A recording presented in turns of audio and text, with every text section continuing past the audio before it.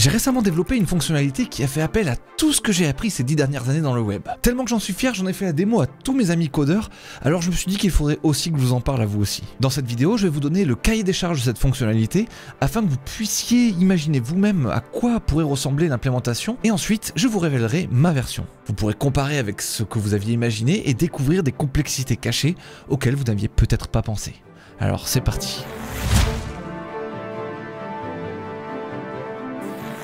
Quelle est la première chose que vous faites lorsque vous avez entre les mains un nouveau produit? La première chose, c'est de le tester. Des tests parfois inutiles, mais rassurants pour à la fois comprendre comment il fonctionne, mais aussi pour savoir s'il fonctionne bien, tout simplement. Et bien quand un YouTuber s'inscrit sur ma plateforme MeetSponsor, qui je le rappelle permet aux YouTubers et à leurs partenaires managers de trouver facilement des bonnes marques avec qui collaborer, et donc de gagner plus d'argent, un des premiers réflexes qu'ils ont, c'est d'aller voir les collaborations des youtubeurs qu'ils connaissent déjà bien. S'ils se rendent compte que leurs youtubeurs préférés sont bien répertoriés et qu'ils ont en plus les bons sponsors associés, ça envoie un très bon signal. Mais s'ils ne les trouvent pas, ça envoie un signal pas terrible. Ça veut pas dire que tout ne marche pas et que c'est de la merde, mais ça leur fait une première impression de méfiance. Alors pour pallier à ça, je veux leur donner la possibilité d'ajouter des youtubeurs manquants à la plateforme. Oui, car MeetSponsor n'analyse pas tous les youtubeurs du monde.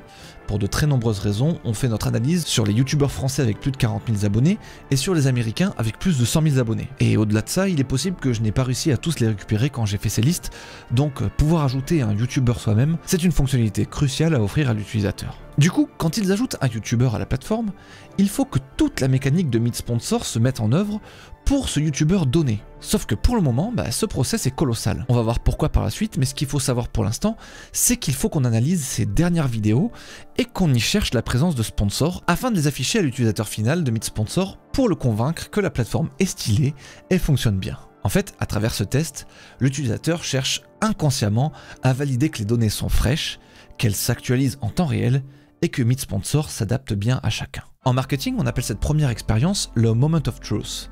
C'est la première fois que l'utilisateur a le produit entre les mains et la qualité du Moment of Truth impacte énormément son adhésion à long terme. C'est le moment décisif où vous confirmez vos promesses et si vous vous le foirez, même si vous lui expliquez par la suite que votre produit est trop chouette pour X ou Y raison, ce sera trop tard ou beaucoup plus compliqué pour attraper son Moment of Truth de mauvaise qualité. Et si je devais rajouter des motivations de faire cette nouvelle fonctionnalité, je dirais que tel que je l'imagine dans ma tête, ça me permettrait de rajouter un effet waouh très cool qui me permettrait de faire des vidéos sexy de l'interface. Et ça va sûrement aider à la communication de la plateforme sur les réseaux sociaux ou pour les équipes marketing. En plus, je trouve la feature très challengeante, donc très excitante par la même occasion. Créer une bonne expérience utilisateur pour cette fonctionnalité est donc essentiel et transformera aussi l'utilisateur en un contributeur de contenu. Ce qui est une chose qui a énormément de valeur pour moi. Pouvoir ajouter des youtubeurs pertinents que les utilisateurs ont eux-mêmes rajoutés, ça enrichit MeetSponsor, donc c'est hyper cool. Alors autant faire en sorte de les motiver en leur proposant une expérience digne de ce nom. Plus l'action est simple et satisfaisante, plus ils la feront d'eux-mêmes avec plaisir. Voilà grosso modo la fonctionnalité que je vais vous présenter aujourd'hui. Permettre d'ajouter un nouveau youtubeur à la plateforme et générer instantanément sa page avec tous ses sponsors trouvés. Avec ceci en tête, je me suis lancé sans trop réfléchir dans ce qui allait être un bordélique chantier de plusieurs jours. Pourquoi autant de temps pour une feature qui ne paraît pas si compliquée, me diriez-vous? Eh bien je vais vous lister quelques-unes de ces complexités. Alors accrochez-vous, on entre dans la technique.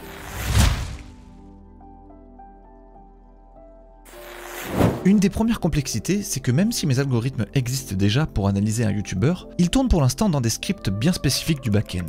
Et vu que ces scripts ont été une des toutes premières choses que j'ai codées pour MeetSponsor, il va me falloir faire énormément de refactoring pour préparer un petit peu le terrain. 2-3 exemples pour vous donner une idée de ce qui m'attend. Pour l'instant, le code n'est même pas capable de lancer une analyse pour un seul YouTuber. Je lance un script qui analyse tous les YouTubers ou rien. Regardez, ça ressemble à ça. Pour chaque youtubeur, on check les dernières vidéos sorties et on cherche le sponsor. J'ai passé des dizaines d'heures à regarder ce script tourner, je kiffe trop. Il y a quelque chose d'ultra satisfaisant même si c'est dégueulasse. Deuxièmement, tout le code est un gigantesque script que je ne peux pas appeler depuis un contrôleur. Il va donc me falloir découper tout ça en fonctionnalités plus atomiques et extraire ça dans des services. 3.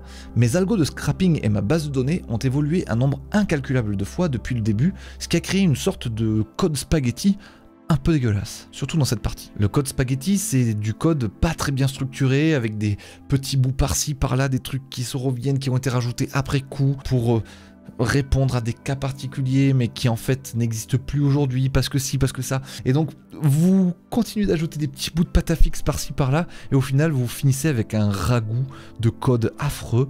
On appelle ça du code spaghetti où tout est entrelacé, entremêlé, pas ouf à débugger, pas ouf à relire, pas ouf à utiliser. Le genre de code dont vous avez un petit peu honte mais que vous vous traînez comme un boulet au pied comme ça. Bref, ça c'est d'un point de vue purement code. La deuxième complexité, c'est que l'analyse d'un YouTuber prend un peu de temps.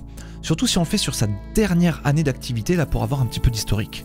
Il y a pas mal de vidéos à analyser et ça peut durer jusqu'à 1 minute. Côté front-end, j'aurais pu juste afficher un message en disant analyse en cours, ceci peut prendre quelques minutes et afficher tous les résultats une fois qu'on les a. Mais ça serait vraiment misérable d'un point de vue expérience utilisateur. Il partirait bien avant le résultat et ne tirerait aucune satisfaction de l'expérience. Pas sûr même qu'il reviendrait voir le résultat plus tard. Non, il me faut quelque chose de plus réactif, de plus live. Sauf que d'avoir du live sur cette feature, ça équivaut à mettre en place un système de streaming entre le back-end et le front-end. Streaming n'est peut-être pas le bon terme, peut-être de communication, d'échange entre le back-end et le front-end. Un tunnel, voilà, ça serait le terme. Mais ça nécessite du coup d'ajouter un système d'événements à mon script initial back-end. Et comment on fait tout ça, un tunnel entre les deux, de toute manière, j'en ai pas la moindre idée pour l'instant. En tout cas, vous commencez à voir le merdier tentaculaire de cette feature. Bon, et quand bien même on arriverait à faire communiquer tout ça, comment afficher le résultat à l'utilisateur final d'une manière sympa? Est-ce qu'il va me falloir installer de nouvelles choses sur mes serveurs? Ou est-ce que mon impeccable VPS de chez Hostinger a ce qu'il faut dans le ventre? Eh bien nul doute qu'à ce niveau-là, il n'y aura aucun problème.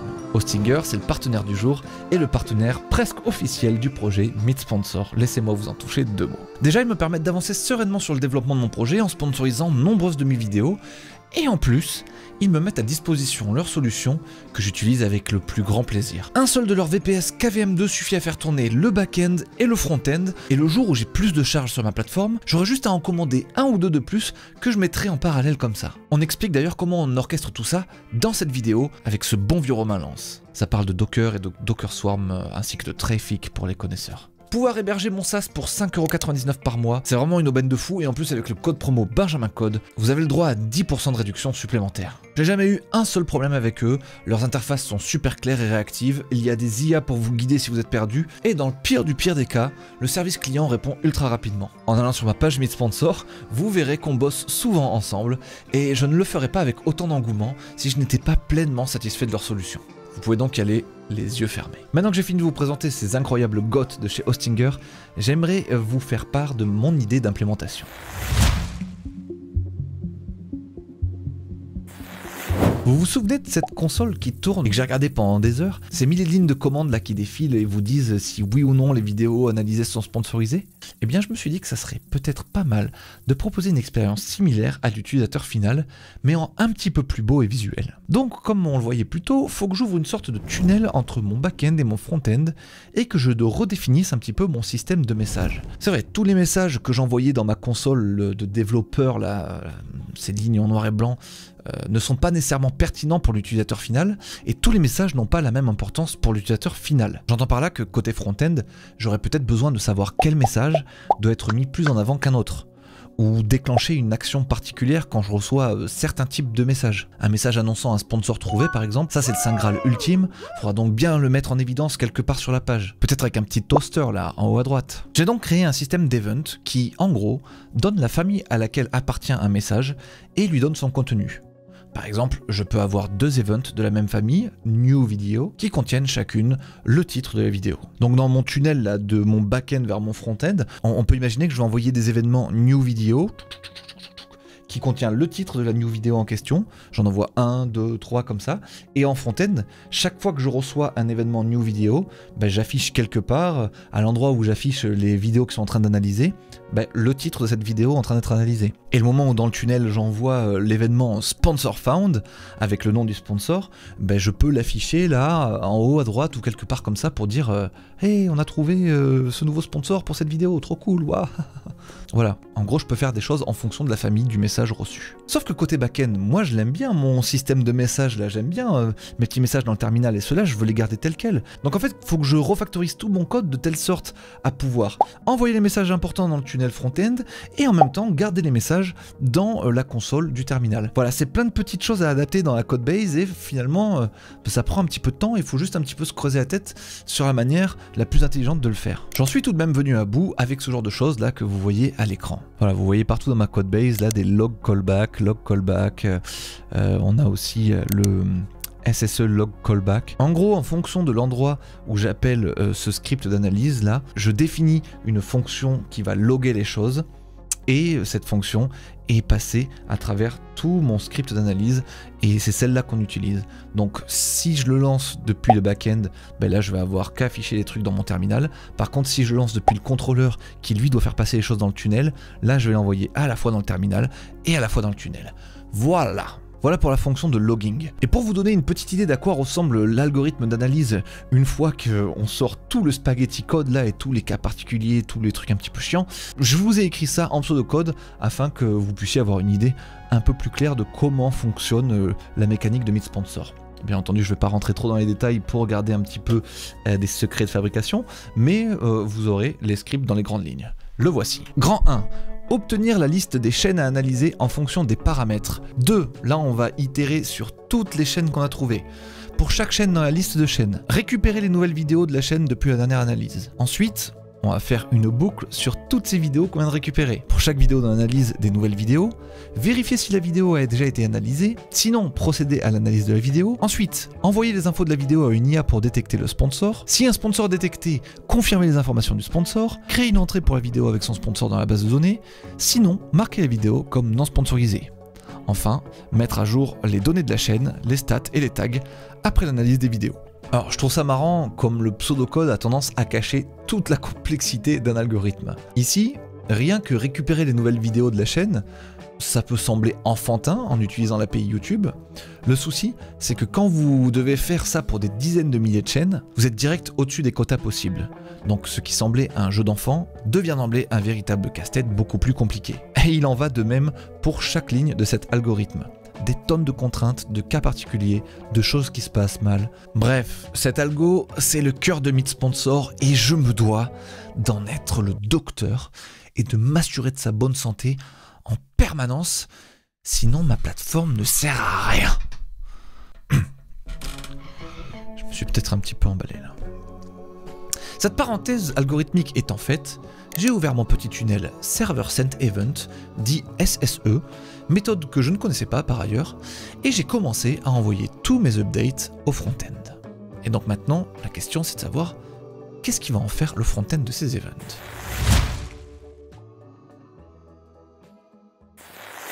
Est-ce que vous la voyez se dessiner la feature là? Est-ce que vous voyez bien comment faire? Pour info, une page de YouTuber vide sur Meet Sponsor, ça ressemble à ça. Et en cliquant sur Analyse YouTuber, vous lancez l'analyse. Comme je le disais plus tôt, le réflexe absolu, c'est bien entendu d'afficher un loader le temps que le serveur réponde. Mais comme on a vu, avec 1 minute d'analyse, c'est vraiment pas l'UX idéal. C'est là que tout ce système de petits messages qui passent dans le tunnel qu'on a vu tout à l'heure vont nous être utiles. Je peux maintenant les afficher quelque part sur la page et mettre à jour les infos du youtubeur en temps réel. Par exemple, dès lors qu'on trouve un sponsor, on peut afficher le sponsor en question et la vidéo sponsorisée. Ainsi donc, on voit la page se remplir en temps réel à mesure que l'analyse se déroule. Et ça les amis, quand j'ai réussi à mettre ça en place, mamma mia. Je savais que j'étais sur la bonne voie et qu'on s'approchait de l'effet waouh que je recherchais depuis le début. J'ai d'ailleurs eu assez vite l'effet waouh, je me suis dit, oh, ça c'est stylé. Mais il restait encore un petit peu de travail. J'ai fait plusieurs tentatives d'agencement et d'affichage de l'information pour que l'utilisateur soit le mieux informé tout du long avec l'interface la plus clean possible. À ce propos, big up à Nux.ui parce que les composants qu'ils ont faits m'ont été fortement utiles pour rapidement itérer et tester des choses. Leur toaster en l'occurrence m'a ultra bien aidé, il est super simple d'utilisation, super clean, il marche trop bien, bref, génial. Big up à vous, c'est français, cocorico, on kiffe. Mesdames et messieurs, après plusieurs jours de travail sur cette feature, qui auront compté pas mal de réflexions sur l'UX, du refactoring de mon énorme algo backend déjà existant, de l'ouverture de ce tunnel live vers le front-end, de tests et d'erreurs, oui parce que j'ai d'abord tenté un tunnel WebSocket avant de découvrir le SSE, je suis fier de vous présenter la feature finale. On va le faire sur ma chaîne à moi, on vide toutes les infos qu'on a déjà sur ma personne et on va relancer l'analyse de zéro pour que vous puissiez voir ce que ça donne. Je suis trop fan, j'ai l'impression d'être un docteur au Moyen-Âge qui teste les médicaments et les trucs chelous qu'il invente sur lui-même et qui va finir avec une variole de ouf et qui va crever finalement. C'est pas vraiment ce que je me souhaite. Bref, je fais quand même le test sur moi-même et ça va être méga stylé. Regardez. On clique, boum, premier toaster qui nous dit que l'analyse se lance et maintenant on attend la suite avec impatience. Et très rapidement, la suite arrive. Vous voyez, ça récupère toutes mes dernières vidéos, ça les analyse en live, ça renvoie les résultats, la page évolue en temps réel, les sponsors apparaissent dans leur timeline, la pof pof pof, ça apparaît aussi à gauche en mode ce youtubeur a travaillé avec ses sponsors, les vidéos sponsorisées aussi apparaissent. Si vous cliquez sur une vidéo, ça vous ouvre la vidéo directement sur le passage sponsorisé pour voir comment le youtubeur a présenté le produit. Oh bref, c'est de la dinguerie, j'adore cette page. Quand vous arrivez au bout d'une telle feature après avoir autant réfléchi et en avoir autant chié, qu'est-ce que c'est satisfaisant? C'est vraiment pour ce genre de moment que je kiffe cette activité depuis plus de 15 ans. À la fin de l'analyse, ça calcule les stats de votre chaîne et ça génère les tags de votre chaîne ainsi que ses catégories. Tout est parfait, c'est la quintessence de mon projet, je ne rigole pas. Tout ce que j'ai créé depuis le début sur Meet Sponsor se retrouve un petit peu condensé dans cette feature-là, c'est extraordinaire. J'adore. Ça montre que mon algo d'analyse fonctionne hyper bien et ça le fait de manière un peu plus sexy que mes lignes de caractère de mon terminal en noir et blanc. Et un screen recording de cette feature là, et bien encore une fois pour les équipes marketing, c'est ultra cool, ou alors même pour la landing page du produit, vous montrez ça en live, tout, et franchement, on dit souvent que un dessin vaut mieux qu'un grand discours, un schéma vaut mieux qu'un discours, ben là, je vous montre ça en démo, ça tabasse. Qu'est-ce que vous en pensez vous d'ailleurs? Est-ce que vous aviez imaginé ça comme ça? Différemment? Est-ce que vous auriez fait autre chose? Trop hâte de vous lire là-dessus. Je voulais faire une vidéo qui montre les côtés passionnants du développement web, vous montrer que c'est un assemblage de briques plus ou moins complexes, mais qui finissent par créer un ensemble et une expérience ultra satisfaisante quand elles finissent par bien s'emboîter. Tous les devs que je connais codent pour ces mêmes raisons. Oui, le développement ça paie bien, mais c'est vraiment cette excitation-là qui nous tient avant tout éveillés et heureux de pratiquer ce métier. L'argent, c'est vraiment le bonus, c'est la cerise sur le gâteau. Mais tout le gâteau, qu'est-ce qu'il est bon. Alors d'aucuns diront que j'ai passé trop de temps sur cette feature, pas nécessaire à leurs yeux, que c'est du temps perdu, que j'aurais pu investir ça ailleurs sur la plateforme, sur des features peut-être plus moches, mais qui apportent finalement plus de valeur à l'utilisateur final. Ou bien passer plus de temps sur le marketing, ou que sais-je. Je ne sais pas s'ils ont raison ou tort, en attendant, faire un SaaS, c'est compliqué, c'est un marathon. Les revenus n'arrivent généralement qu'au bout de 2-3 ans, donc c'est important de vous accorder ce genre de petit kiff par moment. Si ça contribue à l'UX et qu'en plus vous en tirez plaisir, ça ne sera, je pense, jamais du temps perdu. Voilà, si ça vous a plu, abonnez-vous et mettez un like. Si je vois un bon engouement dans les stats, je referai des épisodes dans le genre. C'était Benjamin Code. Ciao!